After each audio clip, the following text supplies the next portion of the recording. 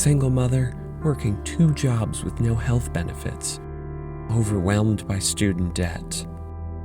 Government officials. Oh, thank God you're here. I could really use some help. Sorry, sweetie, that sounds like a you problem. Get to it. Those bootstraps won't pull themselves up.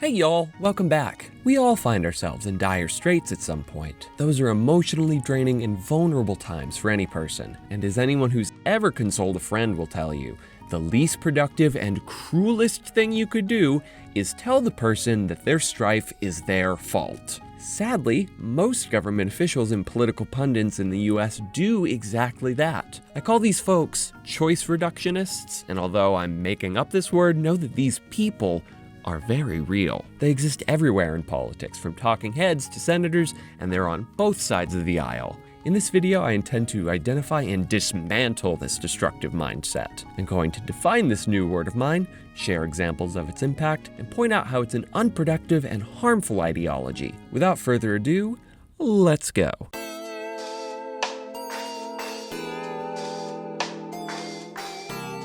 Part 1. What is this nonsense word you're using? I first want to clarify the new term in this video, choice reductionists. Let's unpack the confusing word first. In political terms, reductionism is the act of reducing a problem with many causes to one singular cause. Well, Piley, definitions are all well and good, but what does one of these people actually look like? To answer that, let's use some pre-existing examples of other reductionists. A class reductionist would look at wealth inequality within a population and say that it is exclusively caused by issues of class, aka issues of wealth distribution, exploitation, and so on. But what if the population the class reductionist observes is that of an impoverished Native American reservation? A well-rounded analysis would argue that issues of class are at play and would add that racist policies worsen each group's material conditions. But this is where class reductionists disagree. Class reductionists either fail to consider race, gender, or sexuality, or outright refute their relevance, which is a problem, because things like the history of racism are undeniable facts. All branches of reductionism are limiting not because they don't offer valid analysis, but because there are numerous intersecting issues at play with any topic. If we ignore some of those intersecting issues, then we wouldn't be able to really address the problem at hand. So when I say choice reductionism, I am adding a new branch to the mix, someone who reduces every problem to a matter of choice. And like other forms of reductionism, there's a spectrum of application. Using the example of impoverished reservations again, an absolute choice reductionist would say that the only reason Native Americans face the financial and emotional strife they do is because at some point they made bad choices, and the only way to get themselves out is to make good choices. Of course, completely ignoring the history of forced removal and cultural genocide committed by the United States and Canada. A mild choice reductionist might acknowledge that racism is a part of what puts Native Americans at a disadvantage, but also posits that the best or only way to get out of trouble is through a series of good personal choices. In summation, choice reductionists will look at a problem and assert that choices are the cause, as well as the only or best way to save oneself. Now, as I said at the top, I think this is a dangerous way to approach political topics. So let's get into why.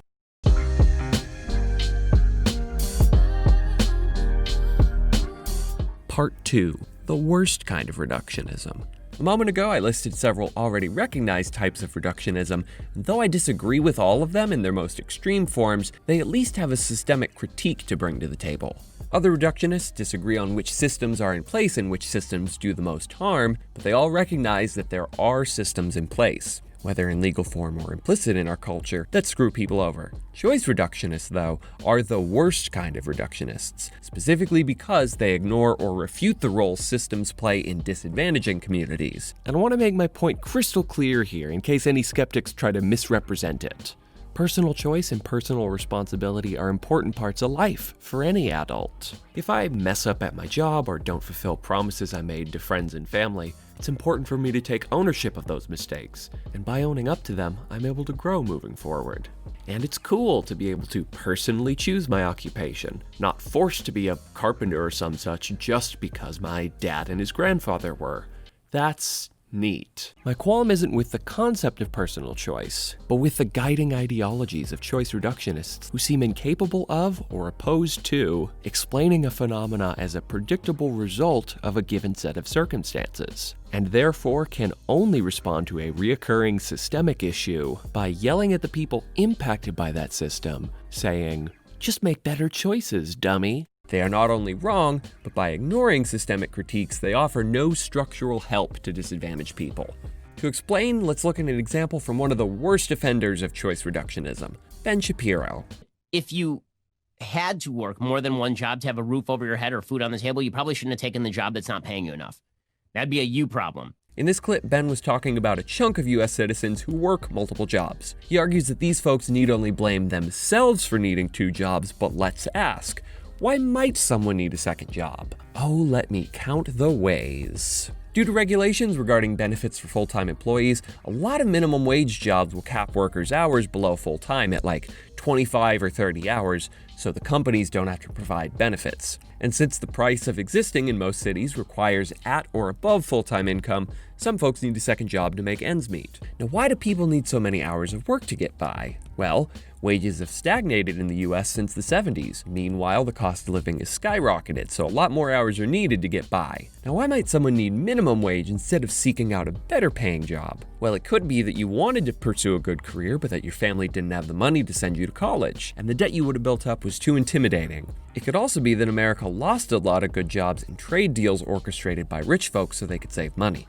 Or it could be that you trained for a manufacturing job, but technological advances rendered your job irrelevant, and now the only jobs you're qualified for are minimum wage gigs. But I hope what's clear is that there's a lot of reasons people might get stuck in the minimum wage sphere and therefore need a second job. Now let's go back to Ben. He doesn't acknowledge any of the points I just listed as to why somebody might need a second job, some of which he agrees exist. The United States has been producing approximately the same amount of steel since 1983. It's just that only 25% the same number of employees are required to produce that amount of steel because technology is what's taking away the jobs. Though Ben acknowledges the jobs lost to technology in this conversation, in other contexts, like when talking about folks' financial woes, for example, Ben ignores any systemic explanation and opts instead to say that it's the fault of the worker, that they should have refused those jobs and waited for better ones. And sure, people like Ben, born into wealth and whose supposed low point was making $50,000 a year, are able to turn down work that doesn't pay what they'd like. But many Americans don't have that choice. If you have bills, which is everyone, and you have limited economic safety nets, which is most people, you cannot refuse work to wait for a better opportunity. By having essential things like housing and food not guaranteed,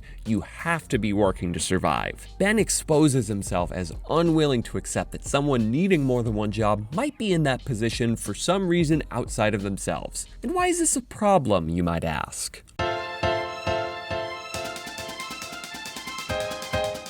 Part 2.1.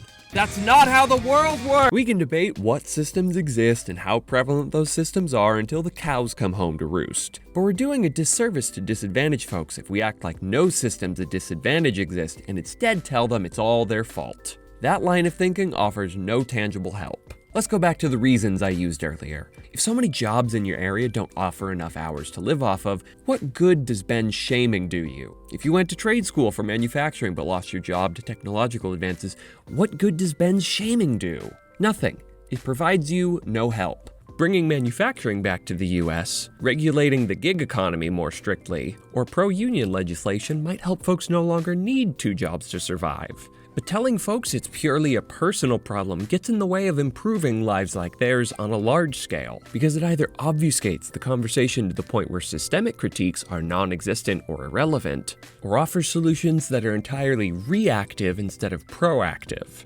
Even if Ben's advice leads some people to make decisions that improve their lives, it does nothing to change the circumstances that lead folks down that path in life. In other words, even if I get my life together based on Ben's advice and no longer need so many jobs, Ben's advice doesn't lower the number of people that in a few years will be in my exact same position. They'll still be under similar conditions, needing to pay similarly expensive bills and all that. There will still be shrunk job markets, a stressful gig economy, and a lack of good-paying jobs. Also, it's important to note that some of the solutions provided to get oneself out of a bad financial situation require the creation of more minimum wage jobs. What are the employees I've just created the need for by opening my business supposed to do about their financial woes? Just open their own business? Then they'll need more minimum wage workers, and still the problem isn't fixed. The economy will always need labor on the lower skill tiers, so you can't just tell every single person who's financially struggling to subvert the systemic issue by opening their own business or some personal solution like that, because those issues fundamentally do not address the systemic issues at hand. The issue being that minimum wage workers are a necessary cog in our economy, yet often don't make enough money to survive in the US because of lethargic minimum wage laws. So in reality, the solutions often provided by choice reductionists end up creating cyclical problems instead of fixing the issues at hand. So this reactive approach isn't helpful on a long timeline or a broad enough scale. It's only helpful in individual cases. And though Ben's a conservative, this goes beyond partisan politics. You can have any conservative or liberal or leftist approach you'd like, but if you boil everything down to a matter of choice and say that people are only struggling because they've made bad choices, you're leaving them in the dust by ignoring any policies that would actually help folks out.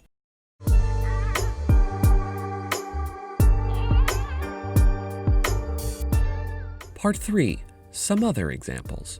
Ben Shapiro's far from the only place we see choice reductionism wreaking havoc. I'll provide a few more examples before we get to the conclusion, and I'll start with some liberally leaning ones. About as soon as social distancing guidelines were suggested, people started ignoring them. The worst case we saw was these college students in Florida. If I get corona, I get corona. At the end of the day, I'm not going to let it stop me from partying. Let's be clear, these guys suck. But on Twitter, I saw accusations of selfishness being levied at other populations. This graphic surfaced showing when the average travel in counties dipped below 2 miles a day. It's clear at first glance which regions took the longest to limit travel. And there were snarky comments and Twitter threads saying, "The map shows just how stupid and selfish people in the South are." The tweets I could find weren't from celebrities, but the fact that it was regular people's important, because it shows that average folks were quick to engage in a harmful form of choice reductionism. People were quick to point out that the graphic lines up well with a map of food deserts, which is where people have to travel long distances to find a quality supermarket, aka a reality of life in the rural South that cannot be avoided. Also, it's important to note that a lot of governors in the region took forever to take the virus seriously. And one final point, I can't remember who said this, but somebody on Twitter made the apt point that too many folks view the South as racist white Republican region, which somewhat directly leads folks, as we just saw, to say that the strife experienced in the South is some form of karmic justice. But that assessment ignores the fact that there are millions of people of color in the South, as well as white people who aren't actively racist, fighting the good fight, who by and large vote blue, but whose voice is limited through gerrymandering and voter suppression, and who are, by the way, struggling under the same conditions you just wrote off as karmic justice.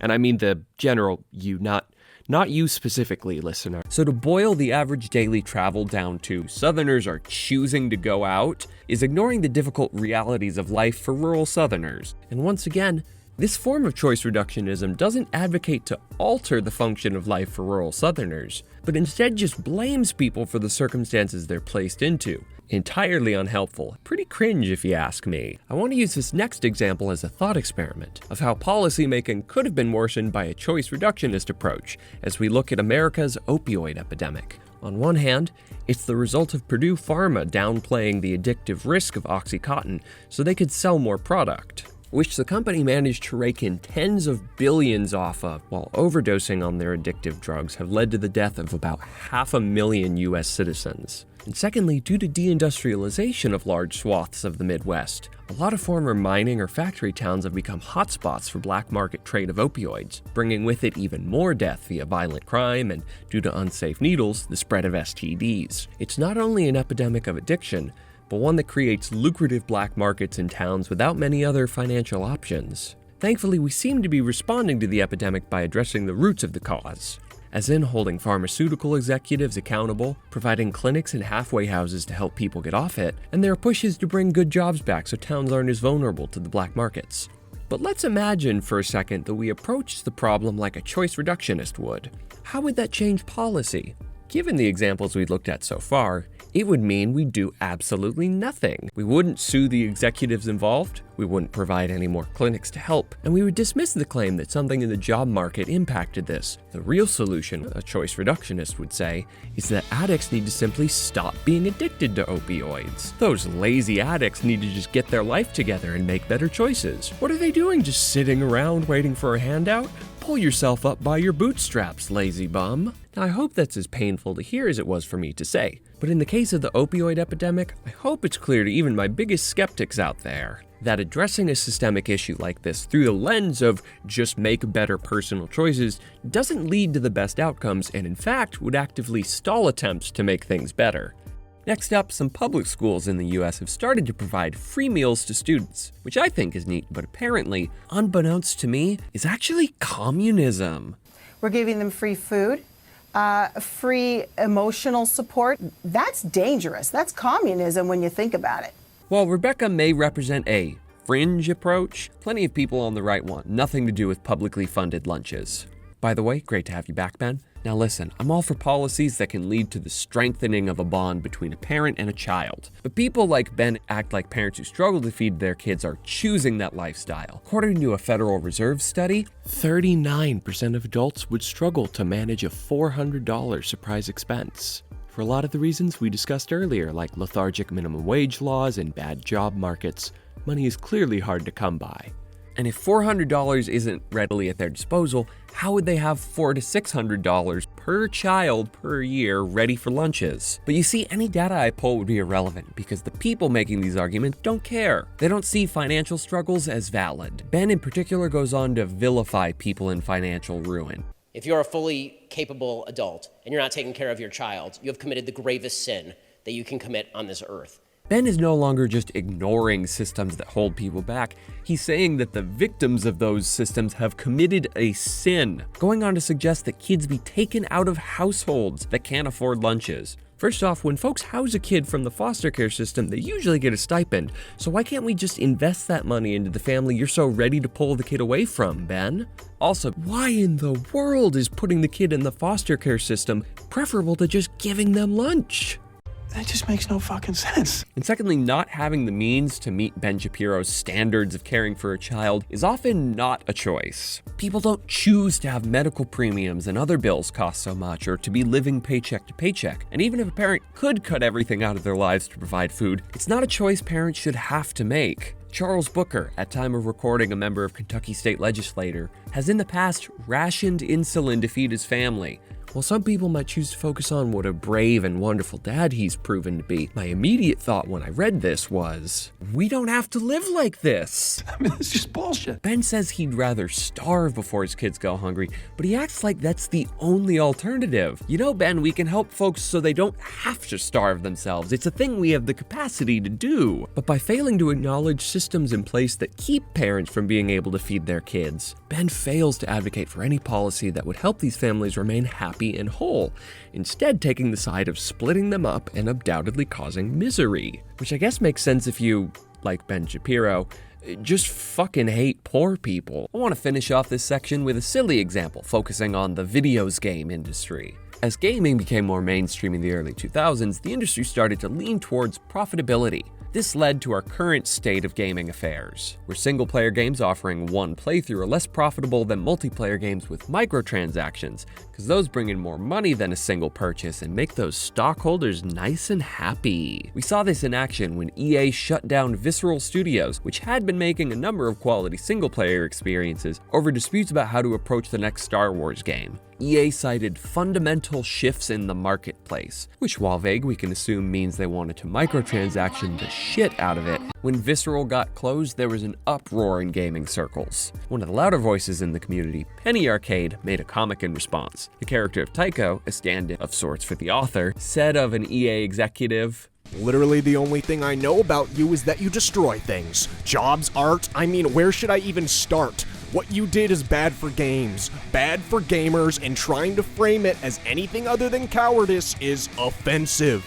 Man's clearly upset, but let's unpack where he places blame. He focuses his ire on the guy delivering the message, not the board of directors or shareholders who agreed to or maybe even pitched this decision. He continues to frame the issue like this, constantly using the word you instead of saying yous guys. He seems to believe that the only issue here is one man's cowardly, evil decision-making. The problem with this line of choice reductionism is that it completely sidelines a productive conversation about the video game industry. If we put two and two together, we can see that companies favoring shareholders is the natural conclusion to art in profit-driven markets. It caters to profitability, often at the expense of the consumer. But the guy at Penny Arcade seems to only understand the issue as this executive being an art killer. His solution, I'd imagine, would be to get the bad executive fired. Then everything will be fine. But that won't actually change anything. Another executive will just fill his spot and continue to twist games into these money-making obelisks. By only seeing the conflict as one man's choice and not the result of a greedy industry, Penny Arcade fails to approach a topic he's passionate about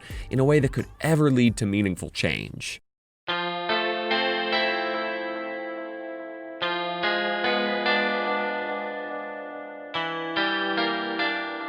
Part 4. Conclusion.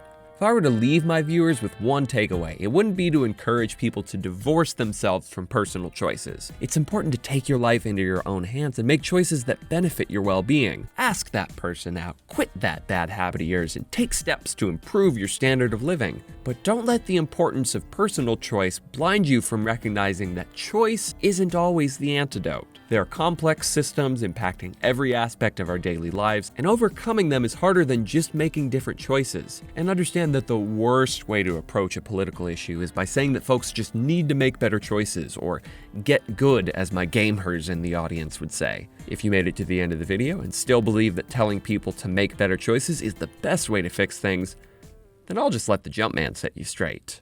Stop it. Get some help. Anyway, thanks for watching. If you enjoyed this video, be sure to toss me one of them likes, subscribe down below, and click the little bell so you can know the exact nanosecond I release my next video. Also, be sure to follow me on Twitter because I have thoughts sometimes. Thanks, y'all, and I'll see you next time.